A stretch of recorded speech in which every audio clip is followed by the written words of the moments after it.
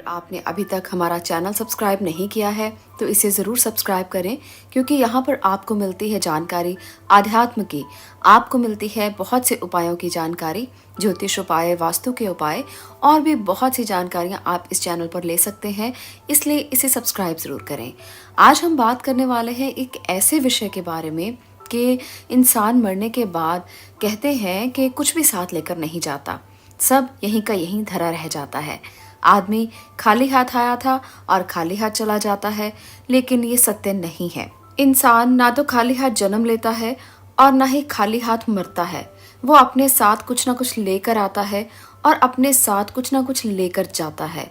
हिंदू धर्म में कहा जाता है कि व्यक्ति जो साथ लाया था वो तो साथ लेकर ही जाएगा, साथ ही वो भी साथ लेकर जाएगा जो उसने इस जन्म में अर्जित किया है। क्या साथ लाया था और क्या अर्जित किया है, ये जानना सबसे ज्यादा जरूरी है। व्यक्ति जब जन्म लेता है तो उसके साथ 3 चीजें साथ लेकर आता है: अपने संचित कर्म, स्मृति और जागृति। ये 3 ऐसी चीजें हैं जो वो साथ लेकर आता है। और एक चौथी चीज भी है जो व्यक्ति साथ लेकर आता है, वो है अपना सूक्ष्म शरीर। हिंदू धर्म के अनुसार मृत्यु के बाद मात्र ये भौतिक शरीर या देह ही नष्ट नहीं होती, बल्कि सूक्ष्म शरीर जन्म जन्मांतरों तक आत्मा के साथ संयुक्त रहता है। सूक्ष्म शरीर ही जन्म जन्मांतरों के शुभ अशुभ संस्कारों का वाहक होता है।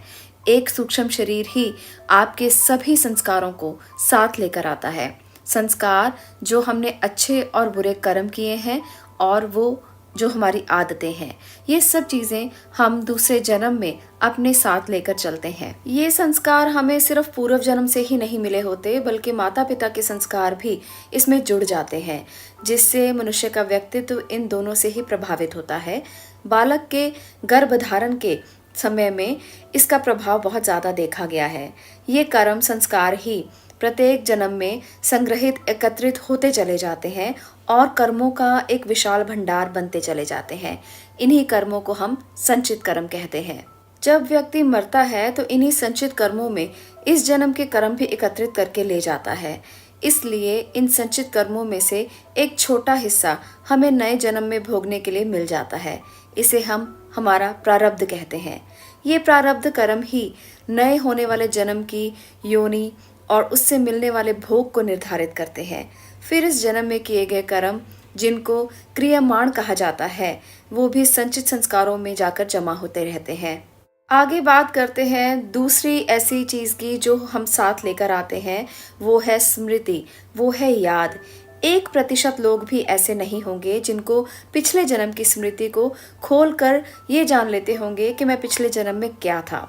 प्रत्येक व्यक्ति के पास अपने पिछले और इस जन्म की कुछ खास स्मृतियां संग्रहित रहती हैं। ये मेमोरी कभी भी समाप्त नहीं होती। भगवान कृष्ण गीता में अर्जुन से कहते हैं कि हे अर्जुन, तुझे अपने अगले और पिछले जन्मों की याद नहीं है, लेकिन मुझे अपने लाखों जन्मों की स्मृति है। लाखों वर्ष पूर्व भी तू था और मैं भी था। इस जन्म में तू क्या था ये मैं जानता हूँ, और अगले जन्म में तू क्या होगा ये भी मैं जानता हूँ, क्योंकि मैं तेरे संचित कर्मों की गति को देख रहा हूँ। ये कहना होगा कि जब व्यक्ति जन्म लेता है तो वो अपने पिछले जन्म की स्मृतियाँ साथ लाता है, लेकिन वो धीरे धीरे उन्हें भूलता जाता है। भूलने का अर्थ ये नहीं है कि स्मृतियाँ मिट जाती हैं, वे अभी भी आपके हार्ड डिस्क में शामिल होती हैं, लेकिन रैम से हट गई होती हैं। ये स्मृतियाँ आज भी आपकी हार्ड डिस्क में कहीं सुरक्षित रखी हुई हैं। इसी तरह जब व्यक्ति मरता है तो वो इस जन्म की भी स्मृतियाँ बटोर कर साथ ले जाता है।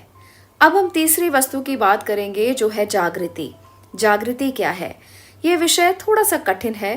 प्रत्येक मनुष्य और प्राणी के भीतर जागृति का स्तर अलग अलग होता है। ये आपकी जीवन शैली, आपकी संवेदना और आपकी सोच पर निर्भर करता है। उदाहरण के तौर पर समझते हैं, एक ऐसा व्यक्ति जो सारा दिन शराब के नशे में रहता है, वो एक बेहोशी के स्तर में ज्यादा होता है। तो ऐसे में भावना और विचारों के वश में रहकर ही वो अपना जीवन यापन करता है। उसके जीवन में भोग, संभोग और भावना ही सबसे महत्वपूर्ण रहती है। अगर आप इसे इस तरह से समझें कि आप में और पशु में क्या फर्क है। आप कपड़े पहनते हैं, सोचते हैं, लेकिन आप में वही सारी प्रवृत्तियां हैं जो कि एक पशु में होती हैं, जैसे ईर्ष्या, क्रोध, काम, भूख, लालच और मद। ये सभी प्राथमिक प्रवृत्तियां पशुओं में पाई जाती हैं। प्राणियों को प्राणी इसलिए कहते हैं कि वो प्राण के स्तर पर भी जीते हैं और मरते हैं। उनमें मन ज्यादा सक्रिय नहीं रहता। मनुष्य में मन ज्यादा सक्रिय रहता है। मनुष्य में जब मन सक्रिय रहता है, इसलिए वो मन की भावना और विचारों से ज्यादा सोचते हैं। वो मानसिक होते हैं। मन से ऊपर उठने से जागृति शुरू होती है। जागृति की प्रथम स्थिति बुद्धि और द्वितीय स्थिति विवेक है और तीसरी स्थिति आत्मावान होने में है। प्रार्थना और ध्यान से जागृति बढ़ती है। इस सारी स्थिति का सरल अर्थ ये है कि मृत्यु होने पर व्यक्ति के सगे संबंधी भी उसकी मृत्यु देह से कुछ समय बाद ही मोह या भावना छोड़ देते हैं और अंतिम संस्कार कर चले जाते हैं। किंतु इस समय भी मात्र अध्यात्म ही एक ऐसा क्षेत्र है जो साथ जाता है। तो इसलिए आपको भी अध्यात्म की तरफ बढ़ना चाहिए, ताकि हम जो साथ लेकर जाएं उसमें कुछ ऐसे कर्म हम साथ लेकर जाएं जो हमारे आगे के जीवन को सुनिश्चित कर पाएं और हम एक अच्छी जिंदगी को जी पाएं। आने वाले समय में जब हम एक और जन्म लेने के लिए तैयार हों, तब एक ऐसी आत्मा के रूप में तैयार हों, ऐसी सूक्ष्म देह के साथ जाएं और पूर्ण जागृति के साथ जाएं, ताकि आने वाले जीवन में हम ऊंचाइयों को छू सकें और एक आत्मावान शरीर की तरह, एक आत्मावान स्मृति से जुड़कर अपने जीवन को बहुत खूबसूरती के साथ एक नए पद पर प्रतिष्ठित कर सकें।